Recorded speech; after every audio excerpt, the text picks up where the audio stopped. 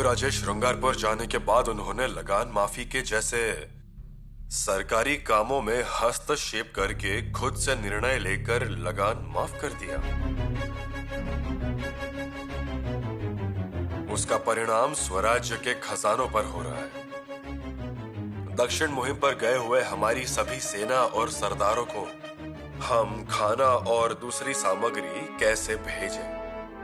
लिए हुए आदेश को हटा दीजिए ऐसा खलीता भेजे तो जवाब में उल्टा जवाब दे रहे हैं।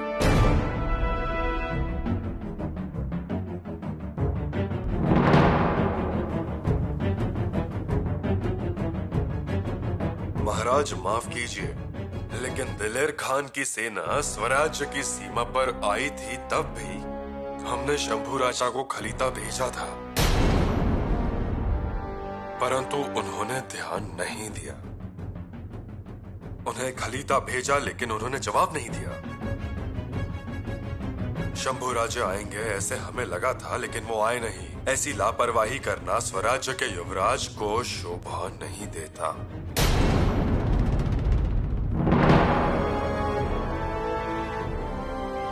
शंभू राजे का ये ऐसा बर्ताव करना स्वराज्य के हित के लिए अच्छी बात नहीं है।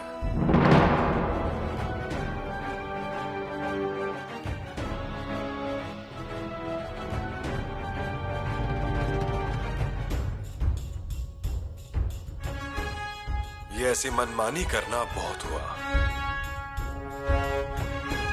अब कोई कठोर निर्णय लेने की आवश्यकता है।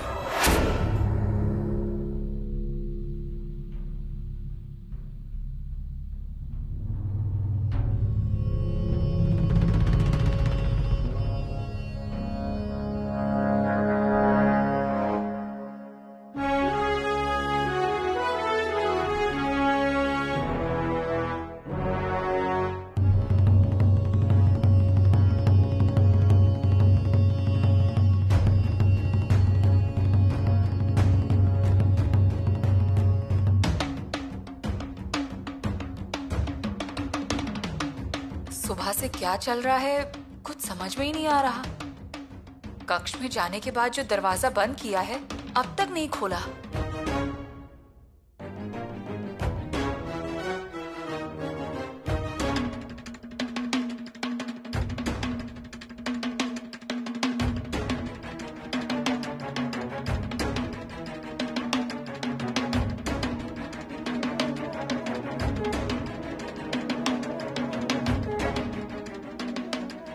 कहीं युवराज नई कविता तो नहीं लिख रहे?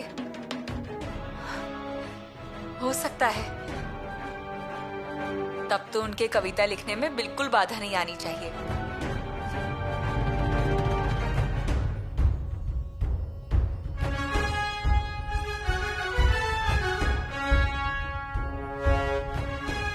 युवराज, आप कम से कम दूध तो पी लीजिए। युवराज, हम काम में व्यस्त हैं, आप जाइए।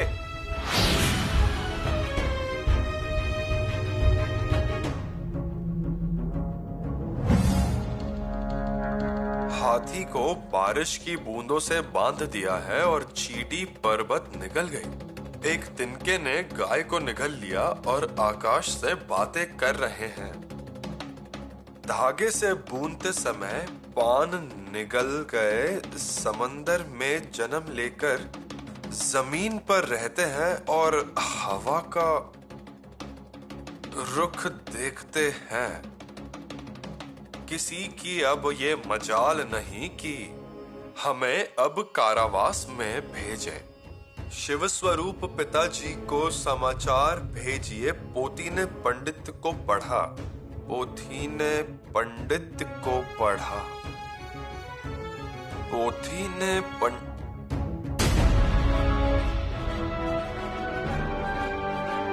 एक तिनका गाय को निगल गया। मतलब एक तिनका गाय को निगल गया। चींटी ने पर्वत निगल लिया। चींटी पर्वत निगल गई।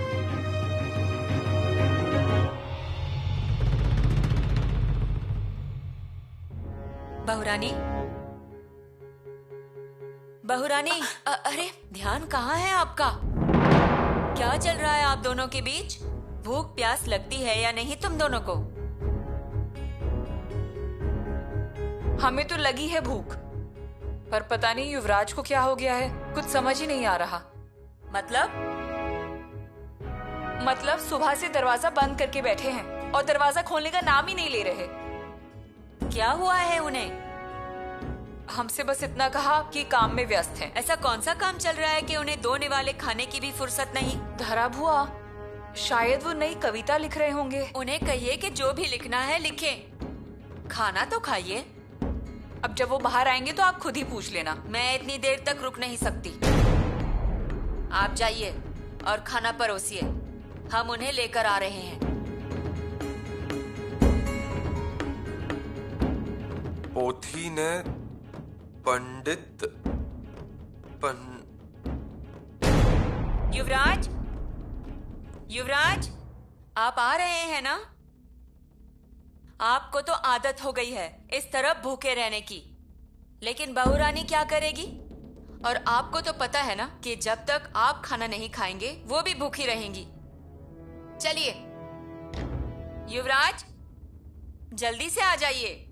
चलिए, मैं खाना परोसती हूँ।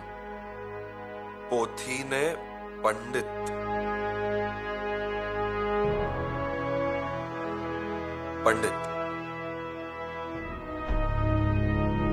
कवि कलश, पंडित कविराज। युवराज, धराऊ, क्या कविराज आए हैं कचेरी में? नहीं तो।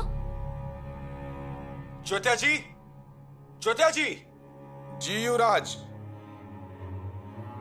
तुरंत कविराज के पास जाइए जी, और कहिए कि हमने उन्हें तुरंत बुलाया है। जी युवराज।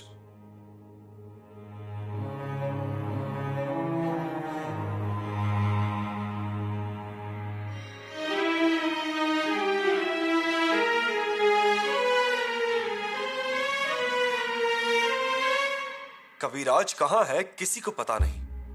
ज्योत्या जी जाकर आए और रायबा भी उन्हें ढूंढ रहे हैं, लेकिन वो आएंगे, यहीं आसपास होंगे वो। नहीं, मतलब हम निश्चिंत हो जाते हैं। खलीता का अर्थ समझ में आया? नहीं, अभी तक नहीं। कठिन है। क्या कह रहे हैं? इसीलिए हम कविराज की राह देख रहे हैं। हो सकता है वो अखाड़े में हो। वो उन्होंने बच्चों को संस्कृत सिखाना शुरू किया है ना। भाभी, भाभी, कोई संदेशा नहीं, समाचार नहीं? अपने घर के सब आ रहे हैं। भाई साहब प्रणाम। आप ये क्यों कर रहे हैं? तो क्या हुआ, ये आपके पद का मान है। हम आते हैं। भाभी, अच्छा किया कि आप आ गई। आइए। भैया, हम अभी आते हैं। आइए।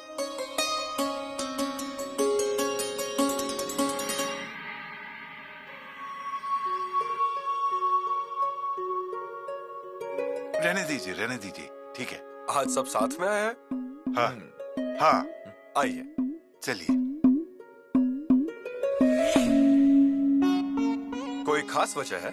हाँ, हम आप सबको हमारे गांव देवी की पूजा का निमंत्रण देने आए हैं। कौन सी पूजा?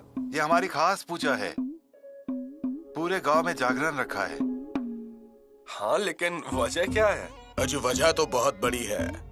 गांव में ऐसी अनहोनी हो रही है ना, मतलब जैसे देखिए किसी अच्छे खासे घर की दीवार धड़ाम से गिर गई, और तो और किसी की दुधारू गाय दूध देना बंद करती है, किसी का हट्टा कट्टा बैल हल खींचते खींचते अचानक से बैठ जाता है, और कोई तैरने में माहिर इंसान पानी में छलांग लगाते ही गायब होता है। तीसरे दिन पूरा फूल के ही ऊपर। अब क्या करें बताइए? दामाद जी, इतना ही नहीं, जगह जगह पर गुलाल है, अबीर से भरे हुए कटे हुए नींबू, सरसों, अंडे दिखाई देते हैं। बस अपशगुन ही हो रहा है और बहुत बुरी बातें हो रही हैं। क्या वजह क्या हो सकती है? वही अघोरी समुदाय के लोग, उनका आना जाना होता है ना यहाँ आसपास। मतलब आप शाक्त पंथ के बारे में बात कर रहे हैं? वही। लेकिन क्या आपको यकीन है कि वो लोग ये सब कर रहे हैं? और नहीं तो क्या। पूछिए ना, बोलिए ना। हाँ हाँ, सब लोग बहुत ज्यादा डर गए हैं। क्या है ना, इस समुदाय के लोग काली जादू करते हैं। कौन है वो लोग? एक तो है काली भक्त शिवयोगी, और दूसरा कौन है? गणेश भट्ट जाम्बेकर। हाँ, इन लोगों ने गड़बड़ मचा रखी है। अजीब, बस कंकड़ उठा के हाथ में लेते हैं या फिर काली उड़द और फूंक के गांव की तरफ फेंक देते हैं। उसके बाद इंसान हो या जानवर हो, मर ही जाता है। राजा, वो परसों क्या हुआ था बताइए ना। हाँ अजी युवराज, परसों तो कितनी बड़ी घटना हुई। देखते देखते घास के ढेर में आग लग गई। अरे आग लग गई, आग लग गई, आग लग गई। भिकाजी के घास के ढेर में आग लग गई। डाल दो पानी डाल दो। युवराज, बहुत नुकसान हुआ उसका। हाँ, हम कहते हैं घास के ढेर का एक बार ठीक है, लेकिन ऐसा कुआं जिसमें पानी की कोई कमी नहीं थी, वो एकाएक सूख जाता है। अरे रे, पानी तो कम हो गया है। अरे कुआं तो पूरा सूख गया। कल तक तो यहाँ पूरा पानी था और आज एक दिन में सूख गया। कुछ तो गड़बड़ है। हे भगवान, पांडुरंग कुछ तो करो। हे भगवान, ये कैसे हो गया? ये ऐसी अनहोनियां हो रही हैं। तंत्र मंत्र से लोगों का जीना मुश्किल हुआ है। युवराज, अब आप ही कुछ कीजिए। जी युवराज जी, जी। लेकिन गणोजीराव, जो बातें आप संकट के तौर पर बताते हैं वो सब तो प्राकृतिक है। प्राकृतिक? अजीब, ऐसे कैसे कह सकते हैं युवराज? दुधारू गाय दूध नहीं देती, कुएं का पानी सूख जाता है, अच्छे खासे घर की दीवार गिरती है। हाँ। ये कैसे प्राकृतिक हो सकता है? हाँ, ये प्राकृतिक ही है। उस तंत्र मंत्र का इस सब से कोई लेना देना नहीं है। लोग घटना घटने के बाद किसी और को ही जिम्मेदार ठहराते हैं, कभी तकदीर को, कभी नसीब को, या कभी इस तंत्र मंत्र को। मामा जी क्या कहते हैं? ऐसा भी हो सकता है, लेकिन वैसा ही है मामा जी। किसी ने काला जादू किया इसलिए अनहोनी नहीं होती। तो फिर अनहोनी होती किस वजह से है? इसके पीछे काला जादू ही है। गणोजीराव, अगर ऐसा होता तो हमारी रानी माँ और पिताश्री ने इस अघोरी पंथ की स्थापना की होती। सैनिकों को तैयार क्यों किया होता? हाँ, ये भी सच है। पर फिर मामा जी 100 सुइयां लगाई हुई और गुलाल में भिगोए हुए नींबू को उन मुगलों की छावनी के बाहर रख देंगे। मतलब उनके घोड़े अपने आप मर जाएंगे, तंबू वगैरह जल जाएंगे। क्या जरूरत है फौज को खड़ा करने की और अपना जीवन दांव पर लगाने की? देखिए गणोजीराव, अभी भी कोई माहिर तांत्रिक होगा तो बताइए। उस औरंगजेब पर काला जादू करेंगे? अगर गाय मर सकती है तो औरंगजेब क्यों नहीं मरेगा? अजी, औरंगजेब कैसे मरेगा? वो भी उनके टोने टोटके वाले ताबीज बांधे रखता है ना, इसलिए हमारी जादू उस पर नहीं चलती। गणोजीराव, न तावीज, न धागे, न काल जादू और न भनामती। काम आती है तो सिर्फ तलवार। हमारी तलवार ने ही 500 साल की मुगल की गुलामी को खत्म किया है। अभी स्वराज्य का सूरज उगने वाला है, उसमें आप ऐसी अंधश्रद्धा वाली बात मत करिए।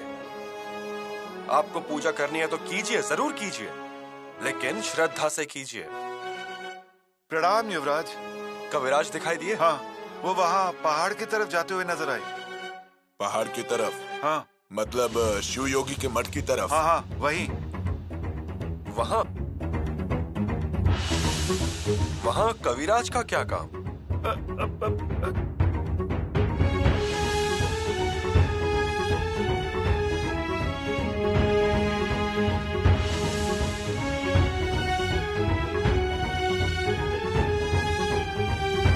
बोलो। जरा इधर आइए। अब क्या श्रृंगारपुर के बाहर ले जाओगे क्या? बोलो जल्दी। ऐसे नहीं, ऐसी रहस्य की बातें यहाँ खुलेआम कहना उचित नहीं होगा। अब बोलोगे या दूं झापड़? रायपा ने जो कहा वो सच है। मतलब कलश पहाड़ की तरफ जाता है, तुम जानते थे? नहीं नहीं, मैंने उस पर नजर रखी थी। मेरा मतलब, मुझे शक तो था, लेकिन अंदाजा नहीं आ रहा था। अब आ गया अंदाजा? अब अंदाज नहीं, यकीन हो गया मुझे। अरे लेकिन वो क्यों जाएगा पहाड़ी पर? राजा वहाँ इन पहाड़ियों में और उसके बगल में भी इन अघोरी पद की गुफा में वहाँ बगल में बस्ती है, उन्हें वहीं मिलने जाना होगा। सच बोल रहे हो? आपसे झूठ क्यों बोलूंगा? गए हफ्ते 2 सोमवार पहले वो पहाड़ के मंदिर में जाकर वहाँ से आने के बाद ही जीवन्ना के कुएं का पानी सूख गया। गए मंगलवार को वो पहाड़ पर गया और फिर हंसा अक्का की गाय ने दूध देना भी बंद कर दिया। नहीं, मेरा कहने का मतलब इतना ही है कि कहीं ना कहीं दाल में कुछ काला है। मतलब ये कलश हमारे गांव में तो आ गया है और ऊपर से हमारे ही गांव का नुकसान कर रहा है। ये कलश जैसा दिखता है वैसा है नहीं। क्या आपको यकीन हो गया है? मुझे तो यकीन हो गया। तो फिर कब कहेंगे युवराज से? अब तो बताना ही पड़ेगा। युवराज का दोस्त है तो क्या हुआ, जो है सो है और जो नहीं सो नहीं। देखिए ना, बात करते करते हम किस बारे में बोलने लग गए। आप सही कह रही हैं भाभी, लेकिन उसकी वजह भी कविराज ही है। लेकिन कविराज ने क्या किया? पता है भाभी, वो कविराज शाक्त पंथ के हैं और उस पंथ के लोगों के बारे में अच्छा कहा नहीं जाता। वो अच्छे लोग नहीं हैं। लेकिन क्या करते हैं वो लोग? वो तंत्र मंत्र और काला जादू करते हैं। उन्हें तो अघोरी पंथ कहा जाता है। भाभी, क्या ये सब सच है? नहीं तो क्या। उस पंथ का कोई भिक्षा मांगने आता है तो लोग कांपते हैं। उनकी पूजा, उनका बर्ताव सब वैसा ही होता है। लेकिन कविराज को देखकर कभी ऐसा महसूस ही नहीं हुआ। कैसे दिखेंगे? उनकी पूजा आधी रात को शुरू होती है और पूजा के प्रसाद के लिए मांस और मद्य होता है।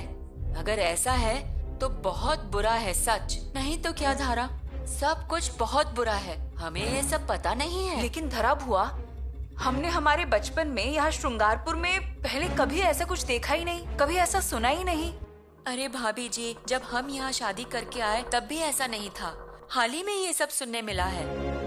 दूर दूर से लोग यहाँ आते हैं, बंगाल प्रांत से भी आते हैं। सब कुछ अघोरी है। हमारे पति को ये सब पसंद नहीं, इसलिए उनका विरोध है। विरोध तो करना ही चाहिए। नहीं, लेकिन इस विषय को युवराज के सामने लाना ही नहीं चाहिए था। देखिए ना। लेकिन अब वो उसकी तय तक जाएंगे। क्या सच है क्या झूठ है पता लगाएंगे। भाभी, वैसे उन्होंने इस बात पर ध्यान नहीं दिया होता, लेकिन अब वो कविराज को अकेला नहीं पड़ने देंगे। अब क्यों उन लोगों के मुंह लगना चाहिए और खुद पर संकट मोल लेना। और क्या भाभी जी, और ये लोग भैया को जाल में फंसा देंगे। और एक बार आदमी जाल में फंस गया फिर उसका निकलना मुश्किल। भाभी, देखिए, जरा समझाइए भैया जी को। उन्हें इस पंथ से दूर ही रखिए।